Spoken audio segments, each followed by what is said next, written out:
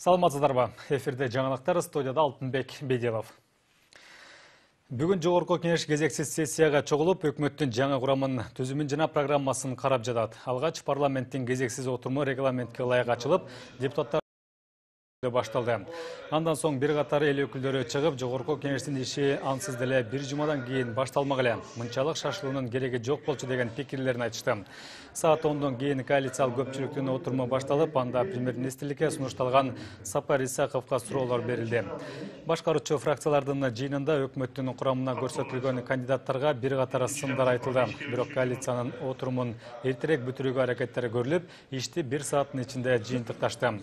Андан соң тармакты өтүп, өкмөт башчылыкка талапкерге бир катар ыңгайсыз суроолор узатылды. Депутат Исхак Масалиевдин айтымында Сапар Исаков сунуштаган 40 кадам деген аталыштагы программасы кооз сөздөрдүн жыйындысын элестетүүдө. Бул документте программа деп атоого болбойт, деди Масалиев. Ал эми Бир Бол фракциясынын депутаты Мыктыбек Абдылдаевдин пикиринде, соңку 9 өкмөт сунуштаган ушундай документтердин арасынан Сапар Исаков алып келген программа эң начар болуп калды. Анткени конкреттүү эч нерсе жазылган эмес, деди эл өкүлү. Айдоо жерлерин 29 000 гектарга көбөйтүү тууралуу планга кайсы аймактар кирет деген суроого Сапар Исаков жооп бере алган жок.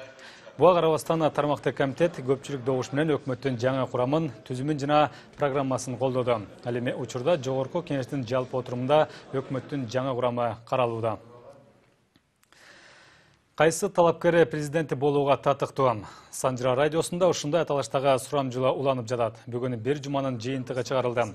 Ага биринчи орунду алды. Республика Ата журт фракциясынын лидери президенттикке талапкер Өмүрбек Бабановго радиого СМС билдирүү жөнөткөн угармандардын 53,83% добушун берген. Белгилей кетүүчү жагдай, Бабанов сурамжылоо башталган убактан бери биринчиликти бербей келе жаткан талапкер. Экинчи орунда бул жумада 2 кандидат. Ал Сооронбай Жээнбеков жана Адахан Мадумаров 15,58% менен. Үчүнчү орунда добуштардын 11,53% менен Темир Сариев турат. Андан кийин 88% менен келе жатат. Башка талапкерлерге СМС келген эмес. Санжыра радиосундагы сурамжылоо иш күндөрү эртең мененки саат 8ден 10го чейинки аралыкта Жаргылчак саясий коомдук уктуруусунун алкагында жүрүп жатат. Сурамжылоо шайлоонун үгүт өнөктүгүнө 1 күн калганда токтойт.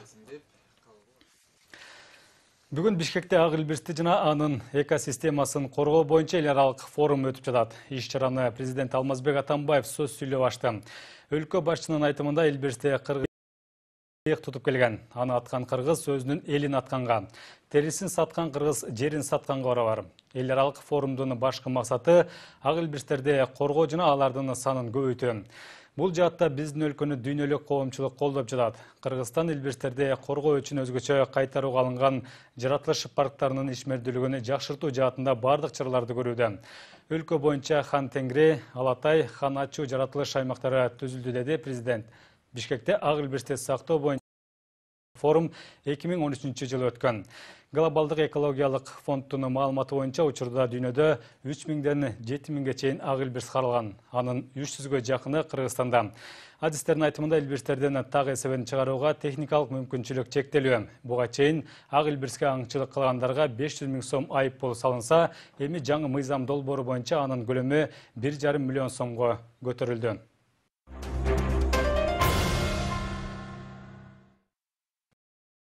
Бишкекте милиция кызматкерлерин тапанча жана граната менен коркутуп качып кеткен куралдуу топ кармала элек. Издөө иштери уланууда.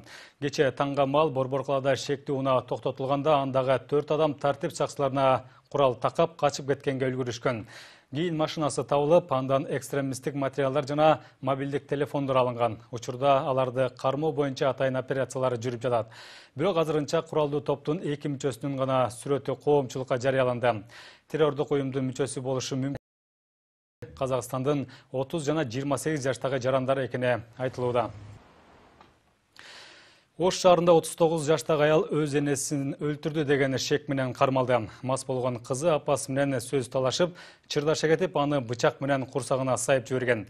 61 жаштагы энеси ооруканада көз жумган. Ош шаардык ички иштер башкармалыгы тарабынан шектүүгө карата адамдын денесине оор залал келтирүү беренеси боюнча кылмыш иши козголду. Тергөөнүн жүрүшүндө статьядагы өзгөрүп, адам өлтүрүү айыбы. Окуянын чоо жайы кийинки материалда. 39 жаштагы Наташа аттуу аял апасы жана 17 жаштагы кызы менен Ош шаарынын түштүк кичи районундагы Мончонун бир бөлмөсүндө жашап келген. Апасы экөө ошол Мончонун полун жууп иштешкен. Ал эми кызы шаардагы чайханалардын биринде официант болуп эмгектенет. Кырсык болгон күнү апасы базардан мас болуп келип, Наташа экөөнүн ортосунда чыр чыкканы айтылууда. Произошел скандал. Мен үйдө болчумун. Апам базардан келип эле мени жаман сөздөр менен тилдей баштады. Анан айткан уялам.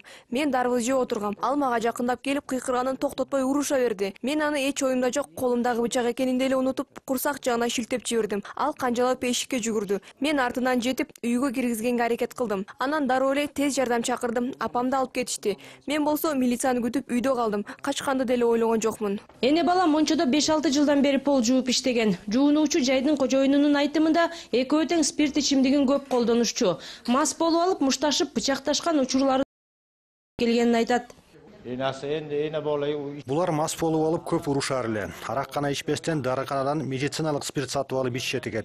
Ошол күнү да абдан көп ичип алган экен. Кызы жада калса апамды тааныбай калыпмын деп да айтып жатат.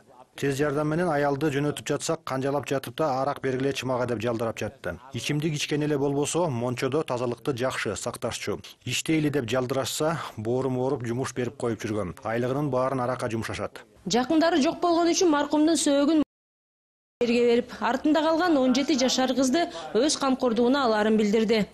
Бүгүнкү күндө кылмыш жаза кодексинин 104-беренесинин негизинде кылмыш иши козголду. Бул денеге оор залал келтирүү болуп саналат. Тергөө жүрүшүндө дагы кошумча жагдайлардын натыйжасында бул берене алмашышы мүмкүн. Учурда кылмышка шектүү өз жасаган кылмышын мойнуна алып, Ош шаардык ички иштер башкармалыгынын убактылуу кармоолчу жайында отурат. Милициянын берген маалыматына ылайык, бул Ош шаарындагы жыл башынан бери адам өмүрүн алган 5-чи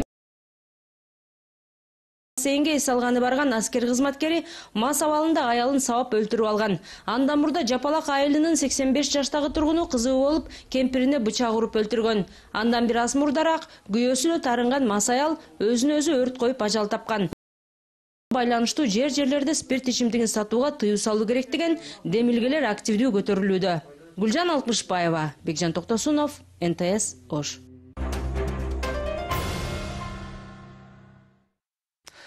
Сүйлөй албаган жана кулак угусу начар адамдар менен пикир алышууну үйрөнүүнүн жаңы ыкмасы. 16 жаштагы Садык Казиев музыканын коштоосунда чыгарманы колун жасап түшүндүрүп берет. Андан соң видеолорун интернеттеги баракчаларына жүктөйт.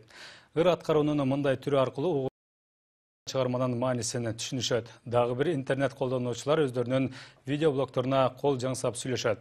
Анын алдында болсо алар айтканы кептен маанисинин чечмелениши тамгалар менен жазылып турат. Мындай тасмалар сүйлөй албаган адамдар менен түз пикир алышууга көмөк болот. Кененирээк кийинки материалда.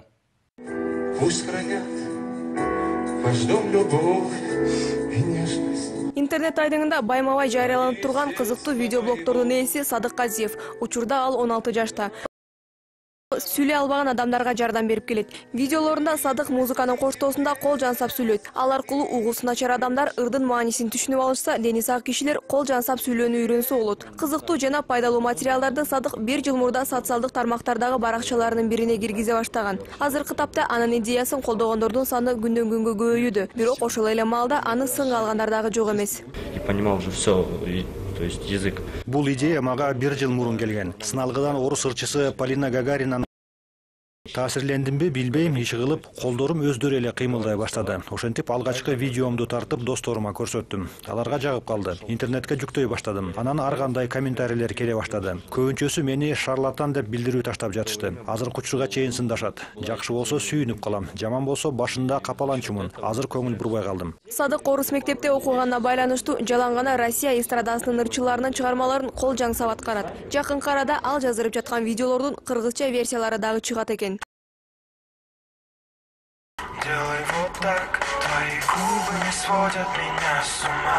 Садык тил жансап сүйлөгөндү кичине кезинен эле үйрөнүп алган. Буга анын ата-энесинин ден соолугу себеп болгон. Экөө тең 3 жашынан менингит оорусуна кабылып, кулагы укпай сүйлөбөй калышкан.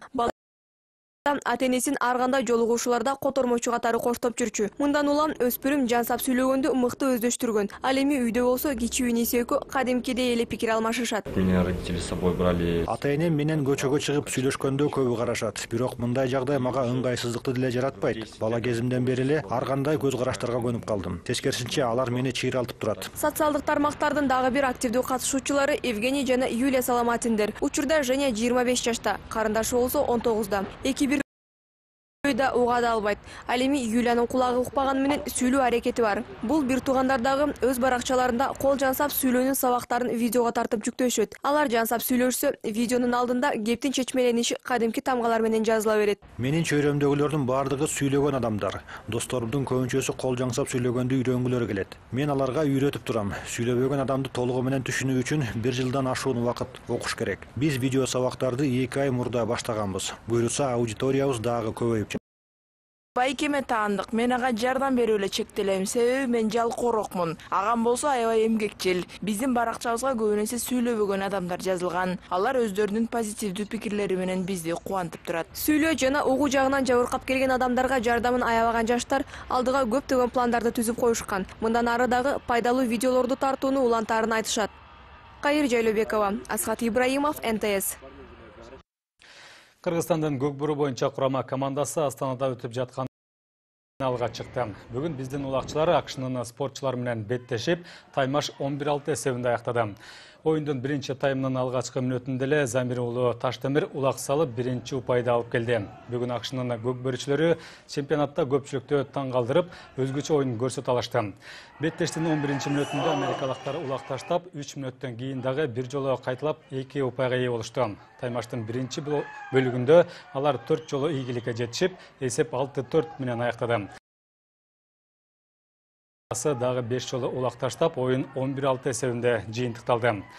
Астанада бүгүн чемпионаттын 5-чи күнү өтүп жатат. Буга чейин Кыргызстандын улакчылары Монголия, Өзбекстан, Түркия жана Тажикстандын командалары менен беттешип, барын тең ири эсеп менен оюндун кызыгы бүрсүгүнө болот. 27 августта Кыргызстан менен Казакстандын курама командалары чемпион наамы үчүн беттешет.